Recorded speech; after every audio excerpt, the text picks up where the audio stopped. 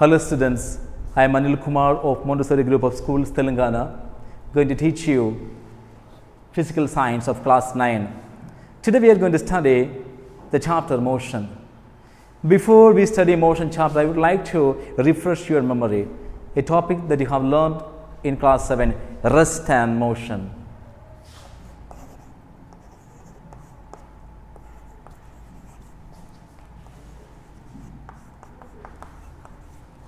You studied the topic rest and motion in class 7. Who can tell me what is rest, what is motion? Can anybody tell me what is rest and what is motion? When a body changes its position with respect to another body with the time, when a body changes its position with respect to another body with the time, the body is said to be in motion. What is that? When a body changes its position with respect to another body with the time, we say that the body is in motion. When a body does not change its position with respect to time, with reference to another body, we say that the body is at rest. I will tell you a simple example. Suppose you are standing on the platform at a railway station. You are standing on the platform and here comes a train. The train has stopped on the platform where you are standing, and there is a passenger sitting near the window of the train looking at you. You look at the passenger in the train. After some time, the green signal is given. The train starts whistling and puffing, slowly moving. Now, with respect to you, what happens? The passenger in the train changes his position. The train keeps moving. With respect to you, where you are standing on the platform. With respect to you, the passenger in the train keeps changing his position. So we can say that the passenger in the train is in motion with respect to you, with the time. Why I use the word with time? Because as the time progresses, as the time ticks on, the passenger in the train changes his position with respect to you, and you are standing on the platform. Then we can say that the passenger is in motion. Now let us consider two passengers in the same compartment.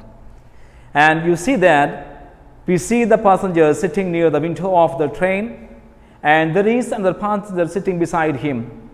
And the time ticks on, the time changes, but the passenger in the train who was sitting near the window does not change his position with respect to the person sitting beside him. So this is a passenger. He does not change his position with respect to the passenger sitting beside him. That means, the second case, this passenger does not change the position with respect to a passenger in the train and with time. So we can say that this passenger is at rest. Children, let us revise this topic. This is a passenger who is in motion with respect to a person standing on the platform. The same passenger is at rest with respect to another passenger in the same train, which means a body which is in motion with respect to another body may not be in motion or may be at rest with respect to some other body. The passenger in the train is in motion with respect to a person on the platform, but the same passenger is at rest with respect to a fellow passenger. Therefore, we can say that rest and motion are relative. What's the meaning of that? Nobody in the world is either at rest, permanently at rest, or in motion. You cannot say a body is permanently at rest, nor can you say that a body is permanently in motion. Motion and rest are relative phenomenon. This is what you studied in class 7. Now let us go back to the topic in motion. The first topic we are going to study is distance and displacement.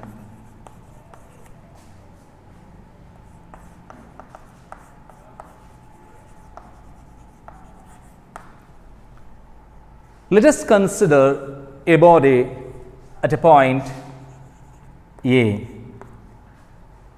This body is moving. This body is moving from the point A to another point along this path and reaching this point B.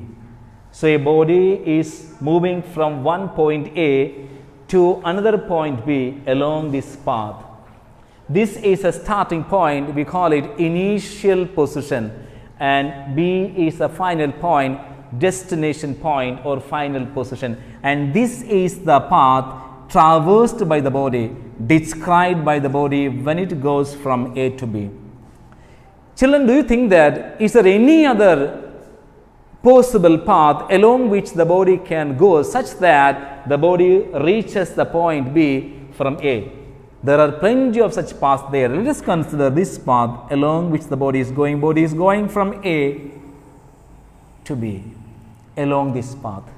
The body goes from this point A to B along this path. This is a different path.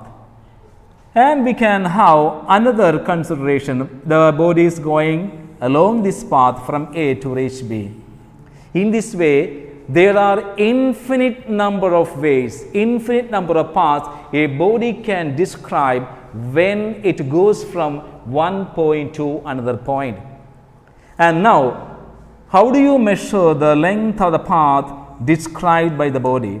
The length of the path described by the body is called distance. Distance is defined as the total length of the path described by the body when it goes from one point to another point. So, this is the length of the path described by the body. In the second case, this is the length of the path described by the body, and the third case, this is the length of the path described by the body. And we understand that in all three cases, the length of the path described by the body is not at all same, which means the distance covered by the body between these 2 points A and B cannot be same. It depends upon this distance, depends upon the path along which the body moves. Therefore, we can say that distance is a scalar quantity because distance has only magnitude and distance has no direction at all. Children, can you tell me what is distance? The total length of the path described by a body when it goes from one point to another point is known as distance. The total length of the path described by a body when it goes from one point to another point is called distance. And I told you that distance is a scalar quantity, which means distance has only magnitude. Children, can you tell me what is the unit of distance in the CGS system? Distance unit is centimeter. The symbol we can write cm, and SI unit of distance we can write meter. M is a symbol. Now, coming back to displacement. Now, we have learned that a body can go from one point to another point along infinite number of paths. 1, 2, 3. Don't think we have only 3 ways. You can have infinite number of ways to go from one point to another point. But here comes the question. What is the shortest path along which the body can move such that it reaches the point B? What is the shortest path along which the body needs to move to reach the point B? For that, you have to draw a straight line. You need to draw a straight line from A to B. And you have got to keep an arrow mark indicating that the body is going from A to B. This arrow mark indicates that the body goes from A to B and it gives you the direction. Now, children, the shortest path described by a body when it goes from one point to another point, this is the shortest path and it is a straight line. So, the shortest distance a body covers when it moves from the initial position to final position, the shortest distance described or covered by the body when it is go from the initial position. This is the starting position. We can call it initial position. We can call it initial position, and this is the final position. So the shortest distance covered by the body when it moves from the initial position to final position is called displacement, and displacement is a vector quantity. So this vector quantity is represented by an arrow mark. That's why I told you this arrow indicates the direction along which the body is moving. Now, can you tell me what is the unit of CGS and SI unit of displacement? The CGS and SI units of displacement same as it is in the case of distance. The CGS unit of displacement is centimeter, cm is a symbol, and SI unit meter. Can I now distinguish between distance and displacement? Anybody can say what is the difference between distance and displacement? Anybody can say? The total length of the path described by a body when it goes from one point to another point is called distance. The total length of the path described by a body when it goes from one point to another point is called distance. Distance is a scalar quantity. Distance is a scalar quantity because it has only magnitude. Now, the CGS unit is centimeter and SI unit is meter. Can you tell me what is displacement? The shortest distance covered by the body when it moves from the initial position to final position. The shortest distance covered by a body when it moves from initial position to final position is called displacement, and this shortest distance is always a straight line. It's a vector quantity because it has both magnitude and direction. The CGS unit centimeter and the SI unit is what? Meter. Children, now we can also say that distance in a specified direction is called displacement. Distance in a specified direction is called displacement. That will come true after some time.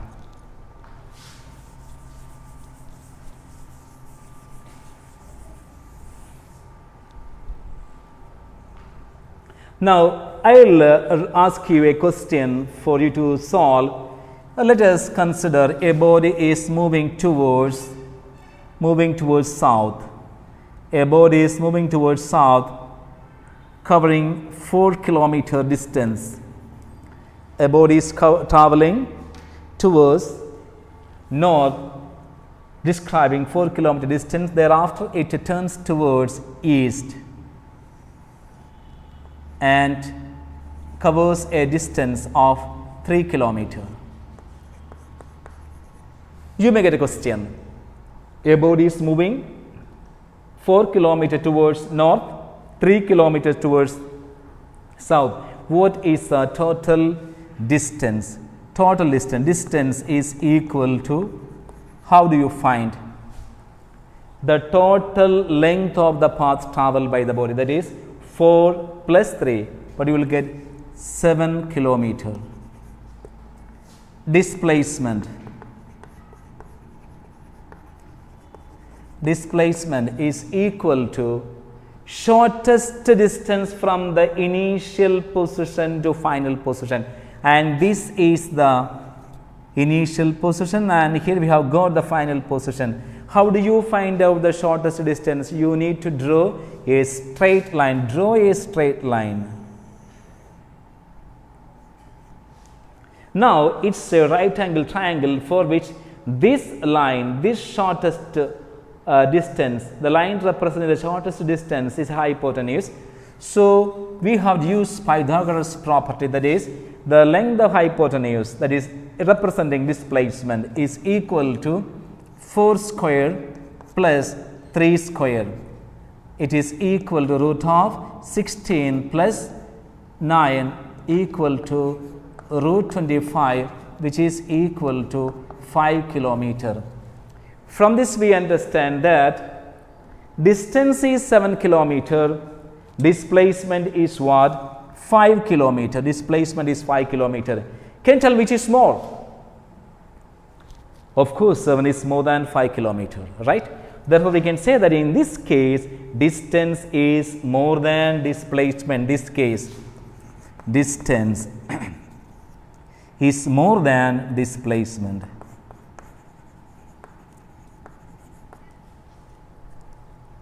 Children, you take another case, a body is moving from the point A, it reaches the point B, covering 2 meter, continues its journey, reaching another point C, describing say 1.5 meter, still going further, and it covers 3 meter and reaching the final point D.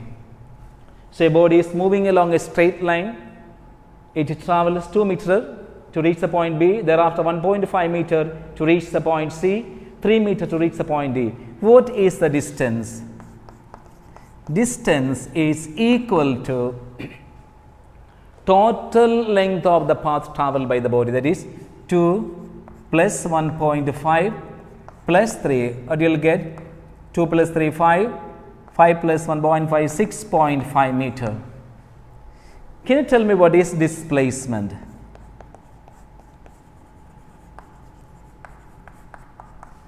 Displacement is the shortest distance from the initial position to final position. That means it is a straight line, but here the body is also moving along the straight line. So, displacement is equal to 2 plus 1.5 plus 3, that is 6.5 meter. So, here both distance and displacement are same. Can you guess the reason why distance is equal to displacement in this case? It is because the body is moving in a straight line in the same direction. The body moves in a straight line in the same direction. When a body moves in a straight line in the same direction, distance is equal to displacement. Now, let us take another example where a body is starting from the point say A, it moves along a circular path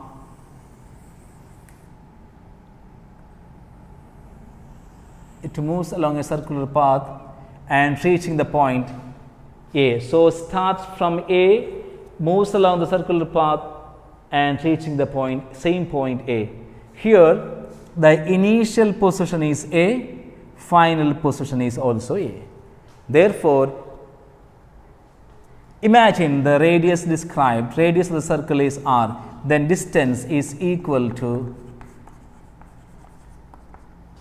the length of the path. Here, what is the path here? Circle. How do you find out the length of the circle? Length of the circle is nothing but circumference. Formula 2 pi r. So, 2 pi r is a formula to find out the circumference of the circle. Here, circumference represents the total length of the path, which means distance. Can you tell me what is displacement? Displacement is equal to starting from A, moving along the circular path and reaching the point B. So, starting point and initial and final point both are same. Therefore, displacement is what? 0. So, 3 things we understand from this. First case, distance is more than displacement. Second case, distance is equal to displacement. Third case, what we understand? Displacement is 0, but distance is not 0. Displacement is 0, but distance is not at all 0. Children, I will ask you a few questions now related to this topic. Can distance be less than displacement? Can distance be less than displacement? All of you, please write this question. Can distance be less than displacement? I will ask this question in the next class. can distance be less than displacement? Second question, when does distance become equal to displacement? When does distance become equal to displacement? The third one, can a body have zero displacement with the distance travel? Can a body have zero displacement with distance travel? Three questions. First one, can displacement be more than distance, or can distance be less than displacement? When does distance become equal to displacement? And can a body have zero displacement with distance travel? And you find out the answer of all these three questions in the next class. And any doubt you can ask me, raise the doubts in the next class, and go through these topics that we have learned here. And you have to go through the topic and write whatever be the doubt. You please write on a paper and raise these doubts in the next class. Thank you, children. Thank you very much.